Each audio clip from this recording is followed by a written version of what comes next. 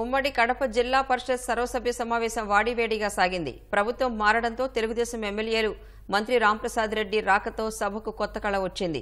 ZPTC సభ్యుల్లో 95% వైకాపాకు చెందినవారైనా తెలుగుదేశం సభ్యులు వారికి ముచ్చెమటలు పట్టించారు. గత ప్రభుత్వంలో జరిగిన తప్పులను ఎత్తిచూపుతూ చర్చ సాగించారు. జగనన్న లేఅవుట్, సదరం సర్టిఫికేట్స్, గ్రావెల్ రోడ్లలో అక్రమాలపై ప్రశ్నలు అడుగుతూ ఉక్కిరిబిక్కిరి చేశారు. చాలా ప్రశ్నలకు అధికారులు సమాధానాలు చెప్పలేక నీళ్లు నమలాల్సిన పరిస్థితి. అక్రమాలపై పూర్తిస్థాయి విచారణ జరిపి బాధ్యులపై చర్యలు తీసుకోవాలని ఎమ్మెల్సీ రాంగోపాల్ రెడ్డి డిమాండ్ చేశారు. 2019 ముందు ఇచ్చిన షెడ్లకైతేనే మిగతా దాళ్లకు గత ప్రభుత్వంలో రైతులు కష్టపడి తాళి తాగట్టు పెట్టి కట్టిన గో సంరక్షణ షెడ్లు కూడా డబ్బులు లేని పరిస్థితి రాష్ట్ర ప్రభుత్వంలో పోయిన 5 సంవత్సరాలు.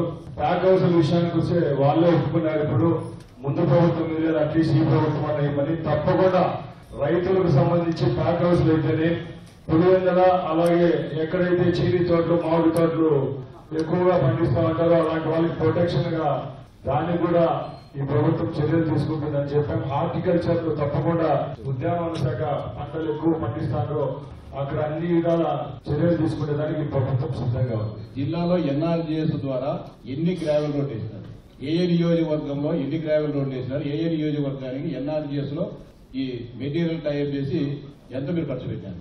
కాన్స్టిట్యుయెన్సీకి 60 లక్షలు మ్యాచింగ్ గ్రాంట్ ద్వారా మీరు చేసినారు లేదు?